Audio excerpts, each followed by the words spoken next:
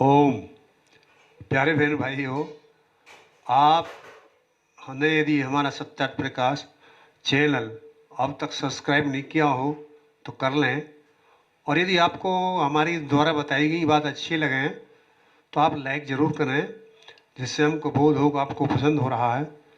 और आप इस पर जो बेल घंटी है उसे बजाएं, जिससे हमारी हर वीडियो आप तक पहुंच सके। और यदि आपको लगता है कि हमारी वीडियो अच्छी हैं और उनसे संसार में हित और उपकार हो रहा है तो अपने मित्र संबंधियों में शेयर कर दीजिए।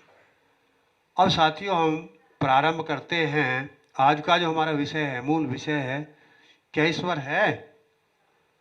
पूरा संसार इस विषय पे अनेक अनेक विचार रखता है, और कुछ ऐसे भी व्यक्ति हैं जो ईश्वर को मानते तो हैं लेकिन जानते नहीं हैं। कुछ ऐसे व्यक्ति हैं जो जानते हैं मानते नहीं हैं। कुछ ऐसे व्यक्ति हैं जो जानते हैं ना मानते हैं। और कुछ ऐसे व्यक्ति हैं और जानते भी नहीं हैं और मानते भी नहीं हैं। तो अब जो ऐसी अनेक बातें हैं हम आवश्यक समझते हैं, और अन्य साथी भी इस विषय में जिज्ञासा रखते हैं कि क्या कोई ऐसी शक्ति है ईश्वर नाम की, या कोई शक्ति है ही नहीं, ये संसार केवल भ्रम में पड़ा हुआ है? इस पर विचार करते हैं। विचार क्या है साथियों? जब हम कोई भी चीज़ जानना चाहते हैं तो उसका माध्यम होता है, और माध्यम क्या है? वेद के अंदर माध्यम बताया गया है कि यदि आप सत्य और असत्य का बोध करना चाहते हैं तो 5 परीक्षाओं के माध्यम से आप वो सत्य असत्य जान सकते हैं। तो जो उनके अंदर 5 परीक्षा हैं, आज हमारे उन 5 परीक्षाओं में जाने की आवश्यकता नहीं है। उनमें एक परीक्षा है प्रमाण। जो 5वीं परीक्षा है वो प्रमाण आता है, और प्रमाण 8 प्रकार के होते हैं। विषय विस्तार की वजह से हम जल्दी कर रहे हैं, व्याख्या ज़्यादा नहीं कर पा रहे हैं। हमने जैसे आपको बताया कि परीक्षा 5 है, और 5 परीक्षाओं में एक प्रमाण परीक्षा है, और प्रमाण 8 प्रकार के होते हैं। तो आज हम 8 प्रमाणों पर भी चर्चा नहीं करेंगे। सबसे पहला प्रमाण जो होता है वो प्रत्यक्ष होता है, यानी जिस चीज़ को 5 प्रकार से देखा जा सकता है, ऐ व्यभिचारी दोस्तों, उसको प्रत्यक्ष कहते हैं। ये भी आज हमारे प्रकरण नहीं है, क्योंकि हम प्रत्यक्ष प्रमाण से परमात्मा को नहीं जान सकते। हमारा विषय है कि क्या परमात्मा है, और है तो उसका बोध कैसे होता है उसका, यानी जिस घटना का जिसके द्वारा बोध होता है, जिससे जानकारी होती है, उसको क्या कहते हैं? प्रमाण कहते हैं। जैसे यदि कोई चोरी कर लेता है और कोई व्यक्ति कहे जी इस व्यक्ति ने हमारे मकान में चोरी की है, तो दूसरा व्यक्ति तत्काल प्रश्न कर देता आपको कैसे पता? यानी आपको जिस माध्यम से पता है उसको क्या कहते हैं? प्रमाण। जैसा आपने बताया, मैंने इसको भागता देखा था, मैंने इसको रात्रि में खड़ा देखा था, तो ये सब क्या माने जाएंगे? प्रमाण। तो ये प्रमाण भी 3 प्रकार के होते हैं। नहीं, अनुमान प्रमाण जो है ये 3 प्रकार का होता है। जैसे हमने बताया, प्रत्यक्ष एक प्रमाण है, लेकिन उससे ईश्वर की सिद्धि नहीं होती है। ईश्वर की सिद्धि के लिए हमें अनुमान प्रमाण की आवश्यकता होती है। बिना अनुमान प्रमाण के हम परमात्मा की सिद्धि नहीं कर सकते। अब परमात्मा की प्रत्यक्ष प्रमाण से सिद्धि, अनुमान प्रमाण से सिद्धि कैसे होती है? अनुमान प्रमाण 3 प्रकार का होता है। हम साधारण में क्या समझते हैं? शायद का मतलब अनुमान होता है, लेकिन शायद का मतलब केवल अनुमान का मतलब केवल शायद नहीं होता है। अनुमान प्रमाण 3 प्रकार का होता है। सबसे पहला जो प्रमाण है वो है पूर्वत, यानी कारण है तो कार्य होगा। ये क्या है? पूर्वत प्रमाण है। जैसे शादी हो रही है, कारण है कि बच्चा होगा। बादल हो रहे हैं, अनुमान है कि बारिश होगी, ये पूर्वत अनुमान है। कारण है, कार्य की संभावना है। ऐसे ही बच्चा पढ़ रहा है, आशा है कि वो विद्वान होगा, तो ये पूर्वत प्रमाण है। लेकिन इससे ये संसात्मक होता है, कोई जरूरी नहीं कि कारण हो तो कार्य जरूर हो। आप ऐसा देख सकते हैं कि कारण तो था, बादल तो थे लेकिन बारिश नहीं हुई। बच्चा पढ़ा तो था लेकिन विद्वान नहीं हुआ। शादी तो हुई लेकिन बच्चा नहीं हुआ। तो इससे क्या सिद्ध हुआ कि ये जो पहली परीक्षा प्रमाण का जो पहला भाग था, ये तो जरूर है कि जब यदि बारिश हुई है तो बादल अवश्य था। तो ये जो ऐसी अवस्था है इसको शेषवत अनुमान कहते हैं। यानी एक तो कारण से कार्य का बोध होना, और एक तो कारण से कार्य का बोध होना, एक कार्य से कारण का बोध होना। फिर थोड़ा जोर लगाइए मस्तिष्क पर। अब इसी बात से आपको ईश्वर की सिद्धि होगी, ईश्वर समझ में आएगा। फिर मैं कोशिश करता हूँ, यत्न करता हूँ कि केवल एक अनुमान प्रमाण ऐसा है जो ये सिद्ध कर सकता है कि परमात्मा है। और यदि हम यहाँ थोड़ा दिमाग लगाएं, मस्तिष्क लगाएं और बड़े गौर से सुनें तो आपकी समझ में आ जाएगा कि प्रमाण कितने प्रकार के हुए? 8 प्रकार के। और 8 प्रमाणों में भी जो दूसरा प्रमाण है वो क्या है? अनुमान। और अनुमान प्रमाण भी कितनी प्रकार का है? 3 प्रकार का। जो पहली हमने प्रमाण के बारे में चर्चा की उसे पूर्ववत कहते हैं, यानी कारण को देख के कार्य का बोध होना। ये निश्चित है कि कोई कार्य है तो कारण अवश्य था। तो ये पहला जो है पूर्ववत, भाई कारण है तो कार्य होगा। लेकिन ये प्रमाण संसात्मक होता है, जरूरी नहीं है कि कारण हो तो कार्य हो। ऐसा जैसे हमने भी बताया आपको कि बादल हो सकते हैं और बारिश ना हो, ऐसे ही। लेकिन जो दूसरी अनुमान प्रमाण की सिद्धि है वो है शेषवत। जो दूसरा प्रमाण का भाग है उसे शेषवत हम कहते हैं। अब आप कहेंगे कि शेषवत क्या चीज है? शेषवत ये चीज है कि जैसे हमने संतान को देखा तो उससे नर मादा के मिलन का अनुमान निश्चित था। जैसे हमने नदी के प्रवाह को देखा और वो बढ़ती देखी तो ये सिद्ध था कि बारिश हुई थी। हमने धुआं को देखा तो ये सिद्ध था कि अग्नि थी। यानी एक बार फिर जोर लगाएं, आप फिर सोचें कि जो पूर्ववत है वो संसात्मक होता है, जो शेषवत है यानी कार्य से कारण का बोध होना। ऐसा हो सकता है कि कारण हो कार्य ना हो, लेकिन ऐसा नहीं हो सकता कि कार्य हो और कारण ना हो। गौर देकर सुनिए, परमात्मा भी बिना कारण के कार्य नहीं कर सकता। जीव की तो बात ही अलग है। संसार के अंदर 2 कर्ता हैं। संसार का मुख्य निमित्त कर्ता परमात्मा है और दूसरा साधारण निमित्त कर्ता जीव है। जब परमात्मा भी बिगर कारण के कार्य नहीं कर सकता तो जीव की तो औकात ही क्या है? तो ये सिद्ध हुआ, ये नियम समझ लीजिए, विज्ञान समझ लीजिए, 2 2 4 समझ लीजिए कि यदि कोई कार्य है तो कारण अवश्य है। यदि कोई निर्माता है, निमित्त कोई निर्माण है, जैसे कोई निर्माण है तो निर्माता अवश्य है, कोई फिट है तो फिटर अवश्य है। तो ऐसे ही इन बातों से हम रचना देख के रचयिता का जो बोध करते हैं, इसे अनुमान प्रमाण का शेषवत अनुमान प्रमाण मानते हैं। ये निर्भ्रम है और निसंदेह है, इसमें कोई शक नहीं है।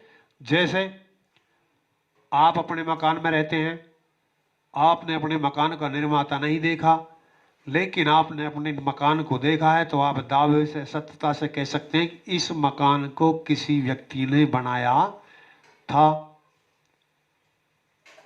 तो ये आप निर्माता देख के, किसी राज्य को देख के अनुमान लगा सकते हैं कि जगह बनेगी, मकान बनेगा, लेकिन ऐसा हो सकता कि ना बने। लेकिन यदि आपने किसी बने बनाए मकान को देखा है तो फिर उसमें कोई गुंजाइश नहीं है कि ये किसी व्यक्ति ने बनाया है, क्योंकि ये विज्ञान हमने सिद्ध किया। जैसे ही आप गाड़ी चलाते हैं, आपके घर में गाड़ी है, कोई भी गाड़ी आपके घर में है, आपने गाड़ी का बनाने वाला नहीं देखा है, लेकिन आप ये दावे से कह सकते हैं कि मैं जिस गाड़ी के अंदर बैठा हूं, मेरे पास जो गाड़ी है या मेरे पड़ोसी के पास जो गाड़ी है या किसी मित्र के पास गाड़ी है, वो कहीं कंपनी में किसी व्यक्ति, किसी इंजीनियर द्वारा फिट जरूर की गई थी।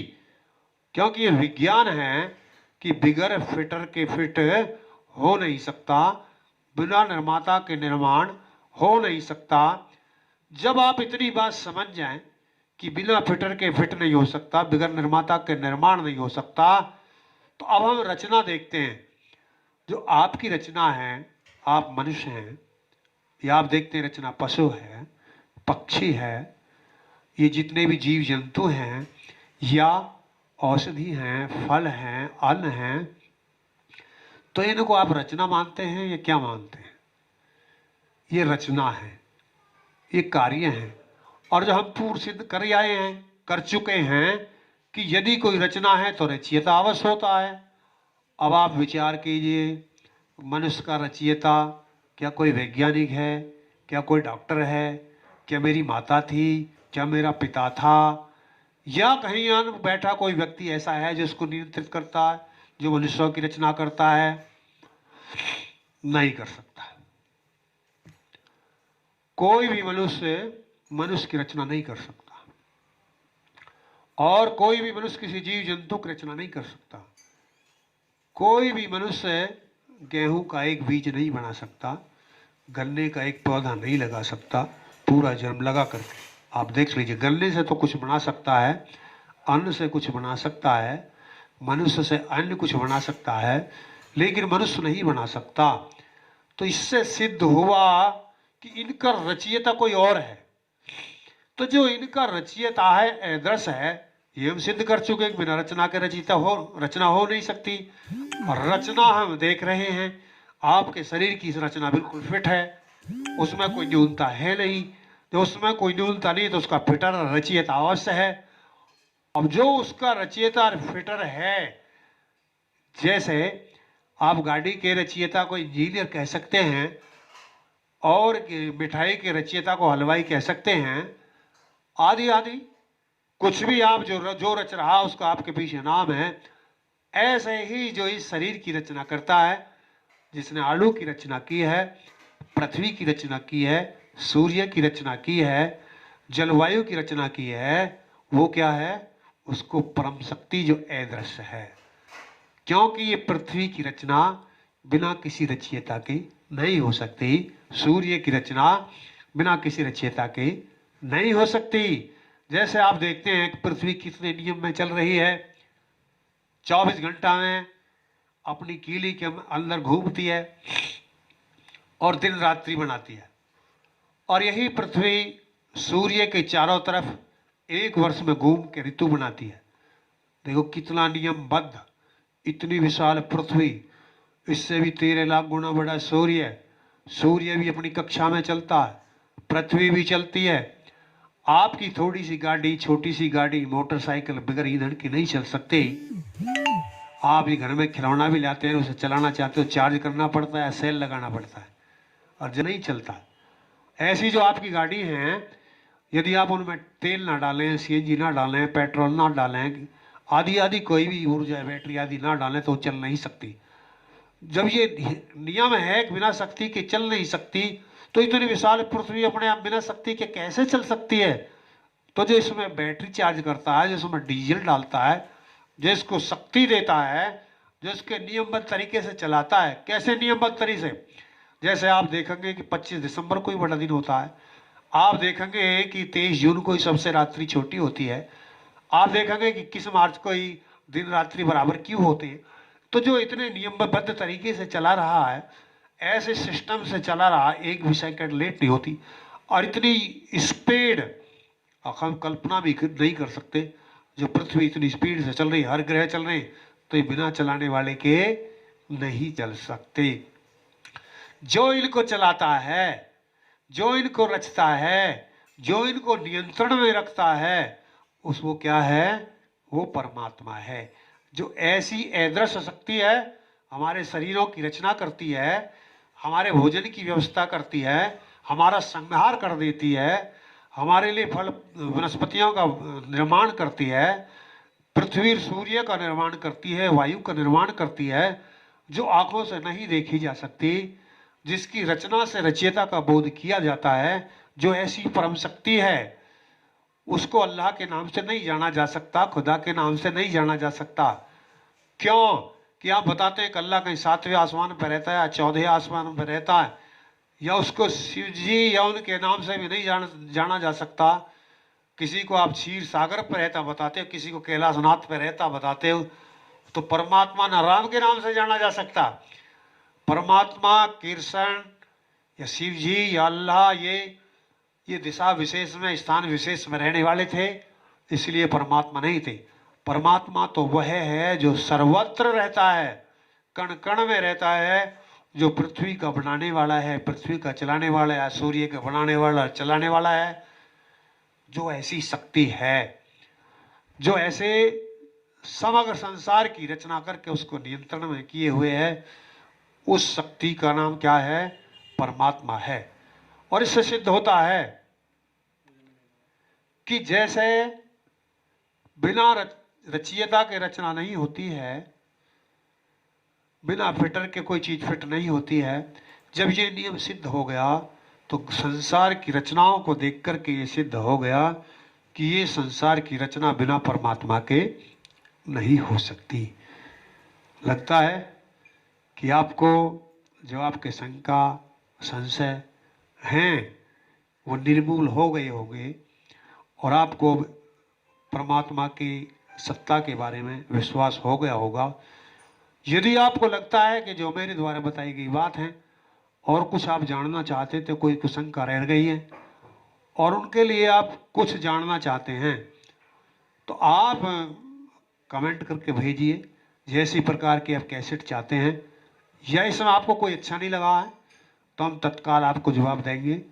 इन्हीं बातों के साथ मैं अपनी वाणी को विराम देना चाहूँगा। ओम शांति।